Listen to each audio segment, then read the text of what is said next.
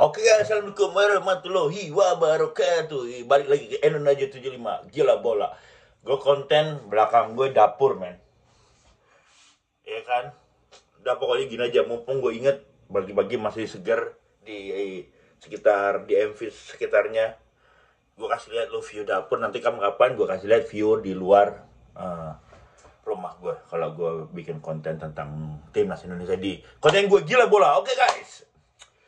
Sekarang gue mau ngasih kabar bahwa Kevin Dick siap bermain melawan Jepang dan Saudi Arabia. Ini berkat lebih-lebihnya Pak Erik. Gak tahu gimana ceritanya. Dia tersedia untuk melawan Jepang. Waduh, yang gue pikir ini Jepang guys. Kevin Dick mungkin taruh di posisi di back kanan kayaknya. Ini Indonesia nih harus bikin 3-5-2 atau 3-5-1 atau 4-4-2. Karena kalau kita bermain 3-4-3 di tengahnya kita nih, kita harus mengcounter gelandang-gelandang Jepang yang main di Liverpool guys. Sekarang gue lihat gelandang-gelandang Jepang nih. Gelandang-gelandang Jepang yang ada di tengah itu sangat berbahaya. Sebelum Kubo dan kawan-kawan melewati area pertahanan, kita harus menaruh gelandang terbanyak di tengah. Gelandang di tengah itu mungkin kita harus di depan itu harus ada Verdong, udah pasti tengah kan. Verdong, Dom Haye, Ivan Jenner keluar, ada Sandy Walsh, ada Patinama, ya kan. Dan ini gue lihat, ini susunan pemain 11 pemain naturalisasi. Apakah Sintayong berani? Ya kan? Jadi sebelum Kubo untuk masuk ke daerah perlawanan harus dihadang sama Verdong, Hapner, Tom Haye, sama Walsh. Jadi ini 4 pemain ini harus melewati. Jadi sebelum pemain gelandang-gelandang Jepang ini melakukan serangan, itu harus kita di lini tengahnya kita tuh harus kita perkuat lagi. Kita perbanyak gelandang-gelandang kita di tengah. Emang ini kekuatan tim nasional kita nih sekarang udah kuat. Pemain belakang nih sangat banyak. Max Hagler cedera, dia nggak bisa main melawan timnas karena cedera hamstring. Dan sekarang gue lihat ini ada Kevin Dick bersama Injes di belakang. Jadi ini kayaknya Kevin Dick ini pernah melawan Manchester City di Liga Champions. Pemain Copenhagen ini sangat berbakat dan sangat berbahaya untuk Jepang karena Kevin Dick ini, tapi nggak mungkin Kevin Dick bekerja sendirian meskipun dia bermain di Copenhagen dan di Liga Champions tanpa didukung teman-temannya seperti Jay Indes dan mungkin di sebelah kanan, di sebelah kiri ada Rizky Ridho.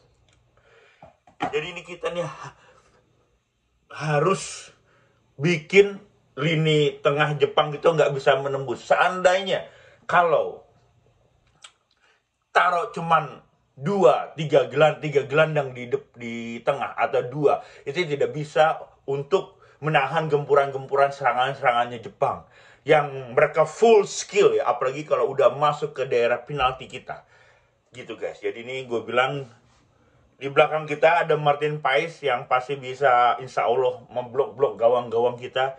Dan ada Kevin Dick, ada Verdong. Jadi sebelum Kubo menyerang lewat sayap kiri, sayap kanan mungkin, atau Metoma, dia akan ketemu Verdong dulu. Ketemu Verdong, dia hadang Verdong sama Hapner. Itu udah 2 harus nutup itu. Nutup. Dan tengahnya ini Tom Haye jangan sampai terlalu nutup. Kalau nutup dioper ke tengah, udah. Ke tengah dioper lagi ke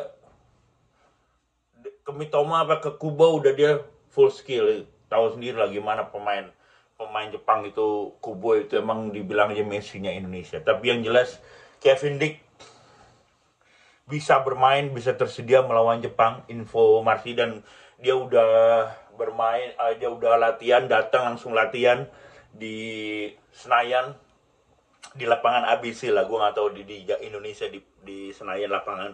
Dan mudah-mudahan juga bisa untuk menahan gempuran-gempuran dari pemain-pemain Jepang, guys. Ini nggak main-main, guys. Jepang ini nggak main-main nih. Permainannya Jepang ini nggak main-main. Dia tuh pokoknya di Jepang ini bener-bener kita semua pemain Jepang itu seperti Lisbon, Liverpool. Di belakangnya juga nih nanti nih. Oke, kita ke depan sedikit ya. Nanti Ratna Oramangun sama Arafal Strike akan ditaruh nomor 9. Dia akan berhadapan Eliander di kanan, Wolves di kanan. Jadi Eliander jadi ada backnya Arsenal di situ. Ada Bayern Munchen yang tiap minggu melawan, yang tiap minggu turun. Mereka tuh pemain tier 1 di Eropa semua. Jadi tier 1 melawan tier 2, tier 3 Eropa lah. Tapi bola adalah bundar. Kalau udah masuk tim nasional mereka mungkin bawa spiritnya beda. Dan ini Oramangun akan berhadapan dengan, kalau nggak salah, pemain Tomiyasu Arsenal sama pemain Bayern Munchen. Nah, dia akan berhadapan dengan dia, mungkin akan dibantu oleh Verdong dan Hapner. Dan The Professor akan ada di lini tengahnya ini, guys. Dia akan mengatur serangan kanan dan kiri. Dan mudah-mudahan, dan di kanan juga ada Reinders. Juga kalau menurut gue harus diberi kesempatan Reinders ya. Mungkin pertama kali dia mungkin kaget atau gimana. Reinders harus diberi kesempatan. Ada Sandelwolf di belakang. Nah, ini belakang ini kayaknya Rizky Ridho yang di kanan. Pokoknya jangan lupa, guys. Ini permainan sangat seru. Besok Jumat ya. Jumat berkah barokah. Indonesia setidaknya bisa menahan Jepang, ya kan? Waktu kita bermain di Piala Asia terakhir kita ketemu, kita kalahnya itu cuman ada kesalahan pemain kita sendiri dari Jordi Amat dan dia kena penalti, kesalahan stupid player, something stupid, bukan karena set play Jepang menang sama kita. Tapi emang benar-benar kesalahan pemain kita, dan mudah-mudahan jangan sampai ada kesalahan. Dan mungkin Jordi Amat diturunkan, kita nggak tahu. Jordi Amat bakal diturunkan sama Sintayong, kita nggak tahu. Pokoknya semua terbaik untuk Indonesia. Siapapun yang bermain, gue dukung. Insya Allah gue bakal nonton di Jakarta atau di Jepang. Oke, guys. Waalaikumsalam warahmatullahi wabarakatuh. Kepoin terus. Endin aja tujuannya gila jok bola dan info-info selanjutnya.